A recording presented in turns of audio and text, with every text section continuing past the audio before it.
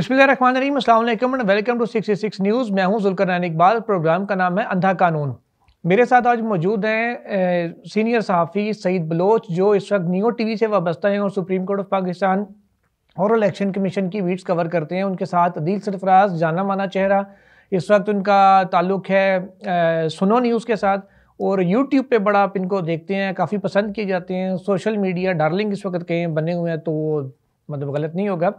आज दो स्टोरीज़ हैं जिनके ऊपर हम इनसे बात करेंगे। इनसे अंदर की कुछ खबरें भी लेंगे दोनों साहिबान से, और कुछ इनका तज्जिया भी लेंगे। पहली खबर है, क्या तहरीक इंसाफ को बल्ला मिलेगा या बल्ला कोई और ले जाएगा? मैच पीटीआई खेल सकेगी या नहीं?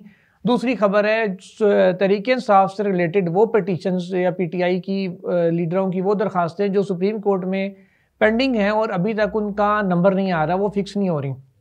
इन दोनों पे आज बात करेंगे, और दीगर कुछ सुप्रीम कोर्ट में हैपनिंग्स हो रही हैं, खासकर चीफ जस्टिस काजी फाइज ईसा के कुछ स्टेप्स हैं, उनके ऊपर तफसीलन बात करेंगे। तो शुरू करते हैं पहली स्टोरी से। सईद बलोच साहब, क्या आपको लगता है 9 पटिशन्स आ चुकी हैं तहरीक इंसाफ के इंटर पार्टी इलेक्शंस के खिलाफ, और 9 में से कोई एक भी ऐसा नहीं जिसने कागजात नमजद की जमा कराना तो दूर की बात वसूल भी की हो, जाके या वसूल करने की भी कोशिश की हो? तो कैसे देखते हैं, क्या लग रहा है, क्या खबरें हैं कि बल्ला होगा या ना डोला होसी ना रोला होसी? बहुत शुक्रिया जुल्करनैन। देखें, मेरे ख्याल में जो पाकिस्तान तहरीक इंसाफ का के चेयरमैन का जो ओहदा था, वो दरअसल एक बहाना था। असल निशाना है बल्ले का निशान।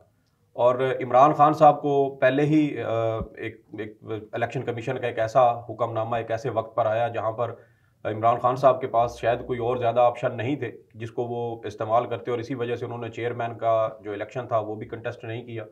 उन्होंने अपना एक अलग उम्मीदवार नामजद किया और वो चेयरमैन मुंतखब भी हो गए।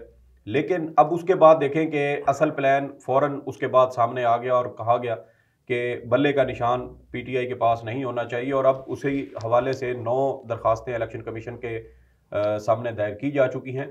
और इन 9 दरखास्तों में सबसे अगर हम देखें ना, जिसको अगर वजन भी देने की कोशिश करें तो वो अकबर एस बाबर बनते हैं। अगरचा उनके हवाले से भी पाकिस्तान तहरीक इंसाफ का ये मौक़िफ़ है कि उन्हें 2014 में पार्टी से निकाल दिया गया था, लेकिन वो ये कहते हैं कि मैं अभी भी पार्टी का हिस्सा हूं, और उन्होंने ये ताज़ा इलेक्शन हुए हैं उसको उन्होंने चैलेंज किया है। और उनका आप उनकी जो दरखास्त है उसकी इस्तदा पढ़ें, प्रेयर पढ़ें उसकी, तो उसमें उन्होंने यही कहा है कि जब तक इस केस का फैसला नहीं हो जाता तो आप ये जो बल्ले का निशान है ये पाकिस्तान तहरीक इंसाफ को इस्तेमाल ना करने दें।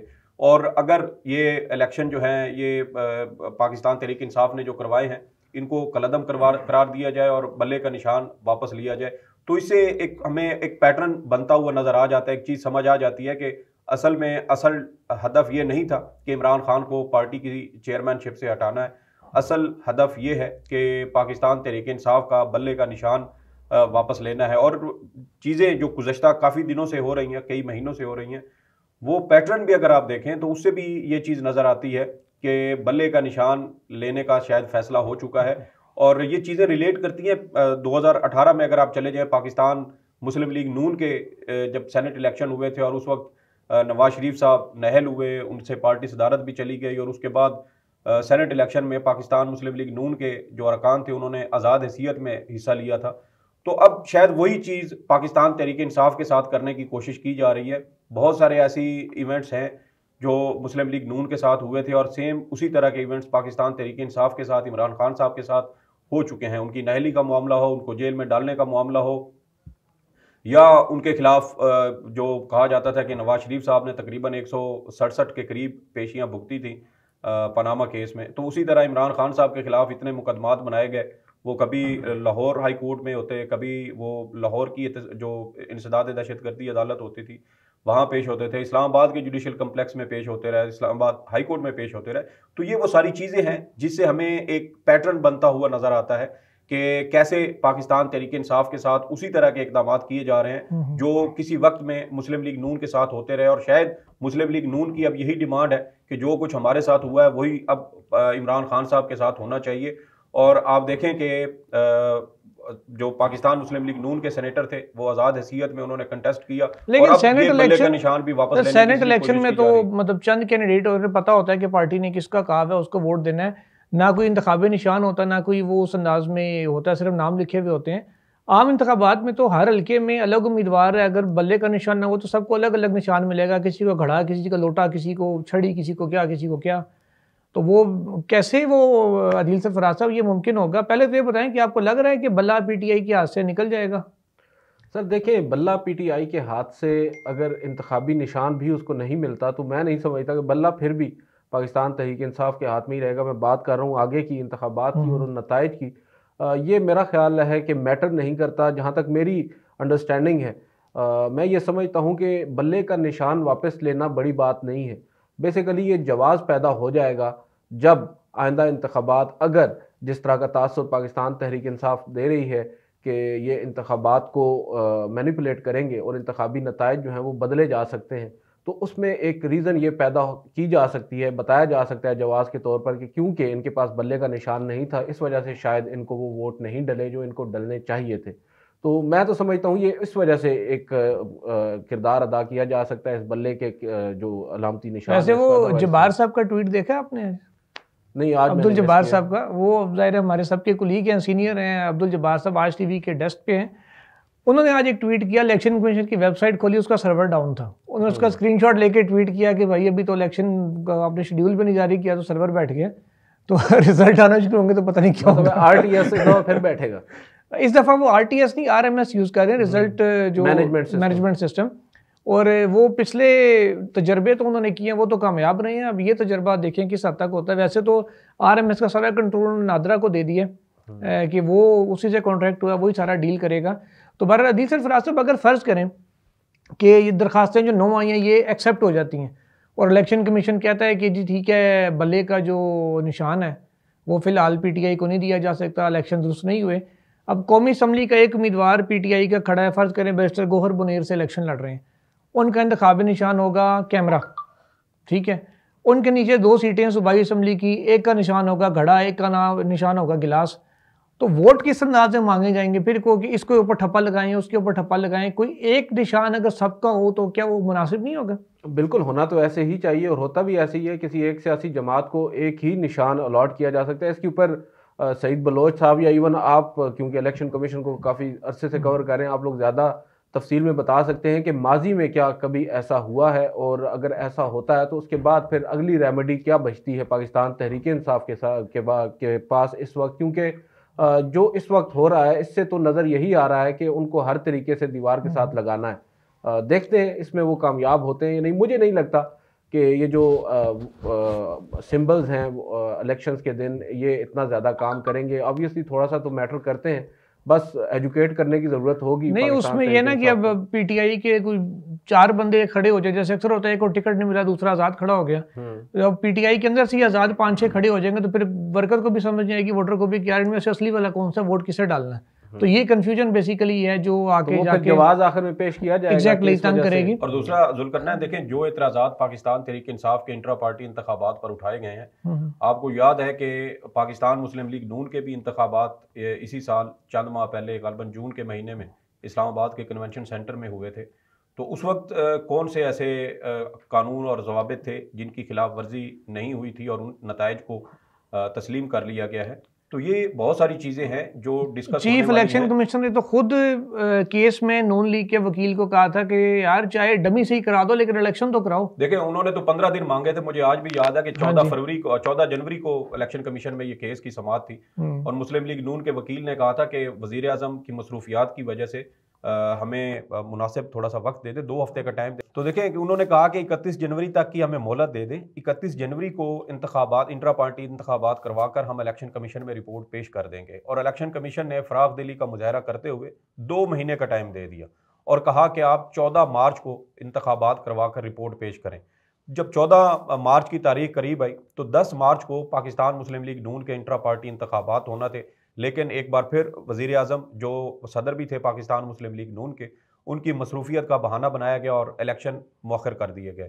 और उसके बाद आप देखें कि 14 मार्च को ये एक केस समाअत के लिए मुकर्रर था इलेक्शन कमीशन में और उससे 3 दिन पहले इलेक्शन कमीशन ने इस केस को डिलिस्ट कर दिया। और फिर देखें कि आज हालात दोबारा लगा ही नहीं है। तो ये हालात एक ही इदारे के अंदर 2 मुख्तलिफ सियासी जमातों के साथ ये 2 मुख्तलिफ रवैये हमारे सामने हैं। ये ज़्यादा दूर की बात नहीं है, रवां साल की। अच्छा आदिल साहब, एक तज्जिया आप दोनों से अब चाहूँगा।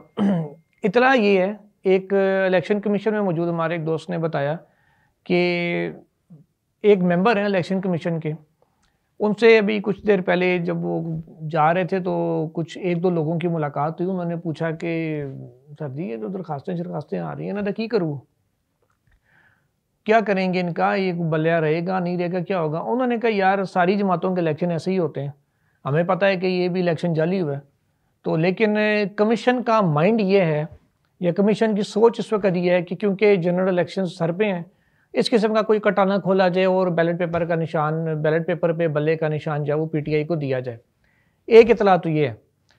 दूसरी इतला ये है कि कुछ लोगों ने इलेक्शन कमीशन के ही टॉप जो 4-5 लोग हैं उनमें से एक ने किसी साहब से बात करते हुए कहा कि जनाब जो चीफ इलेक्शन कमिश्नर साहब हैं वो तो एक समझ लें कि कुड़की लगा के बैठे हुए हैं कि कहाँ ही आके फंसे और मैं इनको यहाँ से निशान इनका वापस करूँ।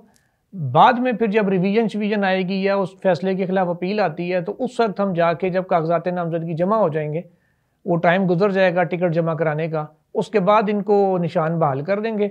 उस वक्त क्योंकि ये फिर टिकट जमा कराने का शेड्यूल के मुताबिक गुंजाइश नहीं होगी, बैलेट पेपर प्रिंटिंग के लिए जा चुके होंगे, तो हम भी रह जाएंगे कि यार चलो बल्ले का निशान इनको मिल गया और ये टिकट जमा कराने जोगे भी नहीं होंगे। इस सूरत में क्या देखते हैं, अगर ऐसा हो तो फिर क्या अब जुडिशरी का रोल दोबारा इंपॉर्टेंट होने जा रहा है या इलेक्शन कमीशन पहले इम्तिहान में ही रहेगा उसके बाद जुडिशरी का इम्तिहान आएगा?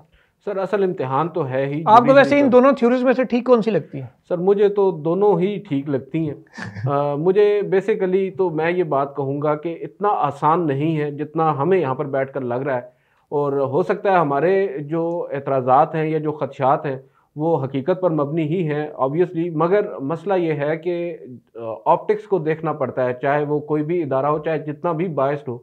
और आजकल सोशल मीडिया है, आज अगर इलेक्शन कमीशन इस तरह का कोई फैसला करता है जिससे डायरेक्टली ये तासुर मिल जाए कि वो जानबूझकर ये काम कर रहा है, तो उनको फिर उसको सस्टेन करना बड़ा मुश्किल होगा, उसको मेंटेन करना और उसके बाद उसको डिफेंड करना उनके लिए नामुमकिन हो जाएगा। और फिर इंतखाबात जो हैं वो होने से पहले ही कंट्रोवर्शियल हो जाएंगे। गो कि अभी भी जो कड़ियाँ हैं वो उसी तरफ जा रही हैं, मगर मैं यहाँ पर दोबारा वही बात करूँगा कि पाकिस्तान तहरीक इंसाफ हो या कोई भी सियासी जमात हो, इंतखाबात का अमल जो है उसको शफाफ बनाना बेशक इलेक्शन कमीशन का काम है, मगर इसमें सबसे अहम किरदार मुझे लगता है, आपने सवाल भी पूछा कि सुप्रीम कोर्ट ऑफ पाकिस्तान है, जस्टिस काजी फायज़ ईसा है। मैं ये समझता हूँ कि उनका, मैंने भी 2 रोज़ कबल भी एक वीडियो में ये बात की है कि justice Qazi Faez Isa chief justice of Pakistan है और उनसे जो उनकी लेगेसी वो छोड़ कर जाएंगे, उस पर यही एक सबसे बड़ा काम होगा कि इंतखाबात अगर उनके दौर में हो जाते हैं, जो उन्होंने इंश्योर करवाने का कहा है कि 8 फरवरी को इंतखाबात होंगे, और उन इंतखाबात को शफाफ यकीनी बनाते हैं और उसका इनेकाद बर वक्त होता है, और जो लेवल प्लेइंग फील्ड है वो तमाम लोगों को मिलती है या नहीं, और ये बिल्कुल साफ वाज़ेह हो जाएगा। मगर अच्छा वैसे क्विकली बताएं, शॉर्ट मतलब शॉर्ट स्वीट एंड स्मार्ट, जैसे कई सब कहते हैं छोड़ दें, तकरीर ना करें, जवाब दे दें, उस तरीके से आप भी तकरीर किए बगैर एक जवाब दे दें। आपको 8 फरवरी को इलेक्शन होता नजर आ रहा है? सर मैंने कल बेगम से बात कर ली है, उसे मैंने अपनी राय बता दी है, आपको मैं बिल्कुल नहीं वैसे रिटर्न ऑर्डर में ऐसा कुछ नहीं है, आप इसलिए बोल सकते हैं। सर बज़ाहिर तो मुझे लग रहा है, जहाँ तक मेरी एक गट फीलिंग है कि काजी फायज़ ईसा साहब के होते हुए इंतखाबात होंगे। अगर नहीं होंगे तो फिर ये काजी फायज़ ईसा साहब के लिए बहुत बड़ा। काजी साहब को तो भी 11 महीने पड़े हैं, फरवरी में हो रहा है या नहीं? 8 फरवरी को 8 फरवरी को सर देखें, अभी तक तो मुश्किल, दोनों तरफ की वोट्स आ रहे हैं कि हो भी सकते हैं, नहीं भी हो सकते। मैं इस पर ज्यादा भी हतमी बात नहीं कर सकूंगा। वो आप इलेक्शन कमीशन को आप दोनों कवर करते हैं, आप बता दें। आप इलेक्शन कमीशन तो 14 मई के लिए भी तैयारियां कर रहा था, उनकी तैयारियां तो खैर जल्दी रहती है। बलोच साहब, 8 फरवरी इलेक्शन हो रहा है या नहीं हो रहा, क्या तज्जिया है, क्या खबर है, क्या ख्याल है? देखें जुल्करनैन, मुझे तो कुछ ऐसी खबरें भी मिली आपकी तो बेगम में नहीं है, आप किससे, उन्होंने तो बेगम से बात कर ली है। आप हमसे ही कर लें। मुझे तो कुछ ऐसी खबरें भी मिली हैं कि शायद सुप्रीम कोर्ट के जज साहबान को भी कोई ऐसा पैगाम पहुंचाया गया है कि या तो इलेक्शन मौखर करें या फिर मार्शल लॉ, और ऐसी डिस्कशन सुप्रीम कोर्ट में कहीं हुई भी है, और जजेस के साथ मशावरत का किसी हद तक आप उसको कह सकते हैं कि चीफ जस्टिस साहब ने कोई बातचीत की है कि अगर ऐसा कोई कुछ होता है तो हमें क्या करना चाहिए या आप क्या करेंगे, जिस जज से वो मुखातिब थे। तो देखें, इस तरह की सूरत हाल पैदा हो सकती है। आप पंजाब और खैबर पख्तूनख्वा में आम इंतखाबात का मामला देख लें, जो मई का महीना था उसमें क्या हुआ था कि 5 जो मराहिल थे इलेक्शन शेड्यूल के, वो मुकम्मल हो चुके थे। आप जो सवाल पूछते हैं तकरीर करना शुरू कर देते हैं। सिंपल बता देना यस और नो, इलेक्शन हो रहा है कि नहीं हो रहा। मैं यही कह रहा हूं कि अब फिर मैं करने लगा इलेक्शन हो रहा है कि नहीं हो रहा। यार आप एक बात बताएं जुल्करनैन साहब, आप हम दोनों को 8 सीट पे ना बिठाएं, आप बताएं हो रहे हैं या नहीं हो रहे। आप बताएं। तो मेरा काम सवाल करना, हमसे ज्यादा सीनियर है यार, आप इलेक्शन कमीशन को एक तवील अरसे से कवर कर रहे हैं, आप बता सकते हैं, आप ज्यादा नहीं। पहले आप बलोच साहब अपनी राय दे दें यस और नो में 8 फरवरी को हो रहा है इलेक्शन या नहीं। आपकी सर मुझे उम्मीद तो है कि होंगे, और बाकी हालात वाकयात यहाँ पर सुबह दोपहर शाम पल भर में वो तब्दील हो जाते हैं। और पंजाब के हालात हमारे सामने हैं कि 5 मराहिल मुकम्मल हो चुके थे इलेक्शन के, इलेक्शन शेड्यूल के, और फिर अचानक कहा गया कि ये इलेक्शन नहीं हो सकते। तो इसलिए कुछ भी हो सकता है। आज भी आपको पता है कि पेशावर में धमाका हुआ है, और इस तरह के बलूचिस्तान में मेरा खदशा इसी किस्म का, अगर तो दहशतगर्दी वाला मामला ना हुआ, अमनो मान की सूरत हाल बेहतर रही और फोर्सेस अवेलेबल हुई पोलिंग स्टेशन पे ड्यूटी करने के लिए, तब इलेक्शन हो जाएगा। अगर खुदा ना खास्ता मामलात ये दहशतगर्दी वाले राइज किए, जिस तरह के अफ़गान की वो गैर कानूनी मुहाजिरी जो लोग थे उनकी एग्ज़िट का मामला आ रहा है, दहशतगर्दी की भी इसी वजह से कुछ सर उठा रही है। अगर तो ये मामला चलता रहा या इसमें इजाफा हुआ, तो फिर मुझे ज़ाती तौर पर ये लग रहा है कि जब फोर्सेस दहशतगर्दों से लड़ रही होंगी फिर वो इलेक्शन के लिए नहीं आ सकेंगी। तो इसलिए मुझे 8 फरवरी का इलेक्शन दहशतगर्दी कम होने से या रुकने से मशरूत लग रहा है। अच्छा, एक छोटी सी बात कर दूं। जी 2013 के इंतखाबात में इलेक्शन डे पर, यानी जिस वक्त पोलिंग जारी थी, तो एक पोलिंग स्टेशन पर खुद कुछ धमाका हुआ था। 26 लोग उस खुद कुछ धमाके में मारे गए थे, लेकिन उसके बावजूद इलेक्शन प्रोसेस मुकम्मल नहीं हुआ था। उसमें यह है कि उससे होता ये है कि वो मैक्सिमम उस हल्के में या उस पोलिंग स्टेशन में वो इलेक्शन रुकता है। जब इलेक्शन चल पड़े ना, तो फिर सिर्फ उससे पर्टिकुलर एरिया में रोका जाता है। फिर पूरे मुल्क में उसे एक धमाके की वजह से इलेक्शन रुकता नहीं है, या कुछ भी हो जाए पूरे मुल्क में नहीं रुकेगा। 2018 में डेरा इस्माइल खान में खुद कुछ धमाका हुआ था। पीटीआई के एक उम्मीदवार उस खुद कुछ धमाके में मारे गए थे। तो ये वाकयात होते रहते हैं, लेकिन रियासती सतह पर जब आपने मामलात चलाने हो तो फिर इक्का दुक्का वाकयात की बुनियाद पर आप पूरी रियासत को मुअत्तल तो नहीं कर सकते। मेरा ख्याल है ये काजी फाइज साहब का बहुत बड़ा इम्तिहान होगा, और देखते हैं कि वो इंतखाबी अमल यकीनी बनवा पाते हैं या नहीं। अब काजी साहब के ही अगले इम्तिहान की तरफ चलते हैं। जनाब अदील सरफराज साहब, सर चौधरी परवेज इलाही की पटिशन आती है बेल की, नोटिस हो जाता है, 1.5-2 महीने गुजर गया, मुड़ के केस नहीं लगा। इमरान खान साहब की आती है, नोटिस हो जाता है, डेट भी दे, कहते हैं इसको स्पेशल केस ना बनाए। अब नीचे ट्रायल फर्दर जुर्म आयद होने लगी है, शायद इंतजार किया जा रहा है कि ट्रायल पूरा हो जाए, या आखिरी 1-2 गवाह है जो तो कहें कि यार अब तो ट्रायल पूरा हो रहा है तो उधर ही जाके केस चलाएं। इत्तेदाद हसन साहब की पटिशन आती है, एतराज़ लगता है, उसके खिलाफ अपील आती है, चैम्बर अपील फिक्स नहीं होती। फरतुल्लाह बाबर साहब की फौरी लग गई थी वैसे अफगान वाली, और वो दोबारा से कोर्ट पे भी फिक्स हो गई है, तो पीटीआई वाली नहीं लगती। उसके अलावा हामिद खान साहब साइफर में जो चार्ज फ्रेम करने वाला मामला है उसको तरमीमी दरख्वास्त डालते हैं, वो फिक्स नहीं होती। कैसे देख रहे हैं आप? एक तरफ तो काजी साहब, अच्छा एक और मैं आपको बात बताऊं, हफ्से बचा का केस वो होता है कि जब किसी ने गैर कानूनी तहवील में किसी को रखा, इवन कि आप और मैं अगर किसी को अपने घर में ज़बरदस्ती बिठा के रखें, उसको बाहर ना जाने दें, हमारे ऊपर भी हफ्से बजा रखेगा। लाजमी नहीं कि वो पुलिस के ऊपर या किसी और के ऊपर लगे, वो हम शहरियों पे भी लग सकता है जो किसी को ज़बरदस्ती उसकी मर्जी के खिलाफ कहीं कैद कर। वो हफ्से बजा की जो दरखास्त है उसमें दरखास्त गुजार के वकील हैं कर्नल इनामुर रहीम साहब, उन्होंने पटिशन फाइल की, उनकी 2-3 महीने फिक्स नहीं हुई। फिर उन्होंने चीफ जस्टिस ऑफ पाकिस्तान को ख़त लिखा, और उस ख़त में उन्होंने हवाला दिया और लिखा सारा है कि इस केस का कि जनाब ये हफ्से बजा का केस मुकर्रर नहीं हो रहा।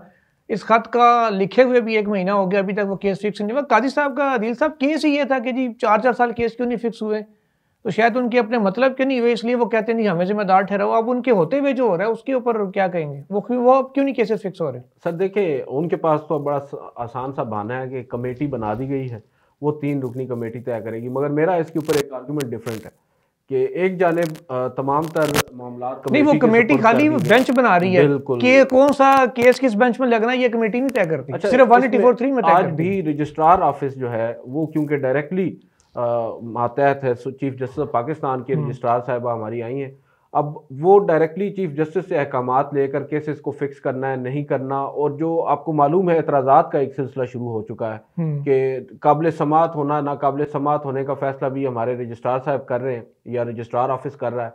उसके ऊपर अब एक असूल तय हो चुका है, कई जुडिशल ऑर्डर्स आ चुके हैं, जस्टिस मुनीब अख्तर हैं, जस्टिस मंसूर अली शाह हैं, अब रिसेंटली जस्टिस याह्या अफरीदी भी ये कह चुके हैं कि ये एतराज़ करना रजिस्ट्रार ऑफिस का काम ही नहीं है। बावजूद इसके अभी कल आपको एक केस मैं और ऐड करवा दूंगा, जो पाकिस्तान आर्मी तरमीमी एक्ट है और जो ऑफिशियल सीक्रेट तरमीमी एक्ट है, उनके खिलाफ जो दरख्वास्तें हैं उन पर भी एतराज़ लगे, उन एतराज़ात के खिलाफ अपीलें दायर की गई और उन अपीलों पर अब फिर अर्ली हेयरिंग की दरख्वास्तें दायर की जा रही हैं, मगर ताहाल उनको समाअत के लिए मुकर्रर नहीं किया गया। आपने राइटली सो वो बात की कि जो अफगान शहरियों का मामला है वो जल्द ही एतराज़ात लगने के बाद चैम्बर अपील मुकर्रर हुई और फौरी तौर पर एतराज़ात हटकर ओपन कोर्ट में समाअत भी हो गई।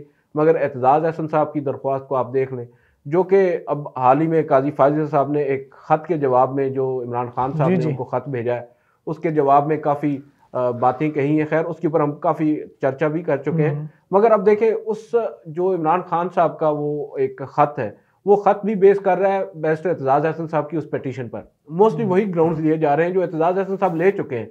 और उसी ख़त के जवाब में हमारे चीफ जस्टिस साहब ये कह रहे हैं इमरान खान साहब से कि आपके तो वकील यहाँ पर मौजूद हैं, वो क्यों नहीं आ रहे। तो एतजाज़ अहसन साहब भी एक वकील हैं, एक सीनियर वकील हैं, उन्होंने आईनी दरख्वास्त दायर कर रखी है। उनकी दरख्वास्त पर आपका रजिस्ट्रार आपको लग क्या रहा है केस फिक्स क्यों नहीं हो पा रहे, या वो जान के नहीं कर रही, या वो सिस्टम ही ऐसा है कि नहीं होना? सर अभी तक मुझे ये लगता है कि ज़्यादा मैं इसके ऊपर तबसरा करने की बजाय ये ज़रूर बात करूंगा कि क्योंकि केस मैनेजमेंट कमेटी भी उन्होंने बनाई है, गालिबन जस्टिस मंसूर अली शाह और जस्टिस मुनीब अख्तर पर मुश्तमिल, और इसी तरह कुछ और भी इन हाउस तब्दीली लाने की कोशिश हो रही है। इसी मंसूर अली शाह साहब बाय द वे बंदियाल साहब के दौर में भी केस मैनेजमेंट कमेटी के वो थे, सरबराह वही थे, बिल्कुल वही डिसाइड कर रहे थे। वो अब कमेटी ने एक पूरा तरीकाकार वज़ा करना है, तय करना है, उसके बाद फिर ज़्यादा शायद चीज़ें बेहतर हो जाएं। मगर इस वक्त मैं ये समझता हूँ कि चीफ जस्टिस से जब हमारी मुलाकात हुई थी, आप दोनों भी मौजूद थे, उसमें भी उन्होंने बात की कि प्रायोरिटी हमारी जमानत के केसेस होंगे। तो अब बाकी मुकदमात को वो पर जमानत के केसेस की प्रायोरिटी अब सबके सामने ही है। अब देख अच्छा, अपने ये बलोच साहब, मामला तो सुप्रीम कोर्ट के अपने जज का है, उनकी भी प्रैक्टिस एंड प्रोसीजर कहते हैं 14 दिन गुजर गए हैं, उल्टा उनसे पूछा जा रहा है कि पैरवी करनी है कि नहीं करनी एडमिनिस्ट्रेटिव साइड पर, हालांकि जुडिशियल साइड पे ये मामला देखने वाला है। नकवी साहब की अपना केस नहीं लग रहा, उसके अलावा लापता अफराद के केसेस हैं, दर्जनों केसेस हैं जो कैंसर के पेशेंट्स हैं, अदालतों में सड़ रहे हैं कि इलाज कराने के लिए हमें सजा सस्पेंड कर दें, इलाज कराने की इजाज़त दे दें। क्या देख रहे हैं, क्यों नहीं लग रहे केस? बहुत शुक्रिया जुल्करनैन। देखिए, इसमें सबसे बड़ी बात जो मुझे नज़र आती है ना, वो पाकिस्तान तहरीक इंसाफ से मुतल्लिक मुकदमात हों, जस्टिस मुज़ाहिर नकवी का मामला हो, मुझे इसमें चीफ जस्टिस साहब का ज़ाती अनाद बड़ा वाज़ेह नज़र आता है। और आप देखिए कि 5 अक्टूबर को परवेज़ इलाही साहब का मुकदमे की समाअत हुई और उसके बाद अब 2 माह हो चुके हैं, वो मुकदमा दोबारा समाअत के लिए मुकर्रर नहीं हुआ। और लाहौर हाई कोर्ट के हवाले से जस्टिस सरदार तारिक मसूद ने जो ऑब्जर्वेशन दी, उसके बाद आप देख रहे हैं कि पंजाब के अंदर फिर क्रैकडाउन हुआ।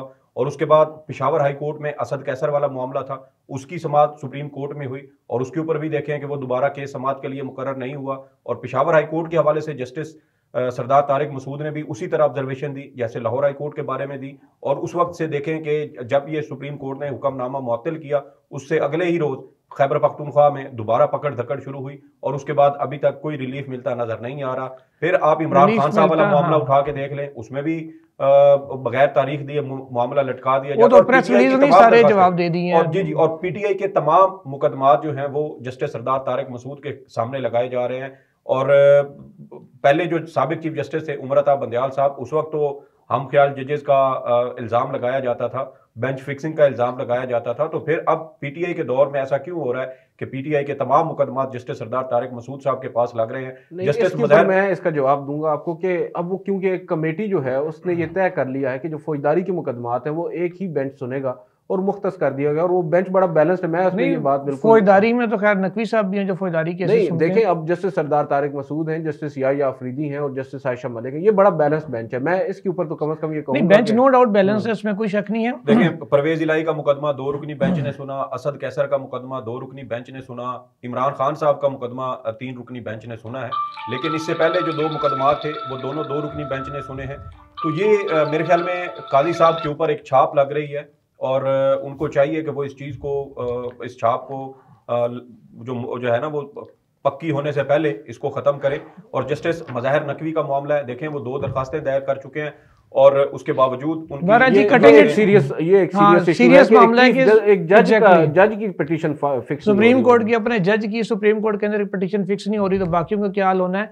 इंशाल्लाह जी अल्लाह ताला से बेहतरी की उम्मीद रखें और बस आपने घबराना नहीं है, दिल नहीं छोड़ना। देखते रहिए 66 न्यूज़। टिल देन अल्लाह हाफिज़।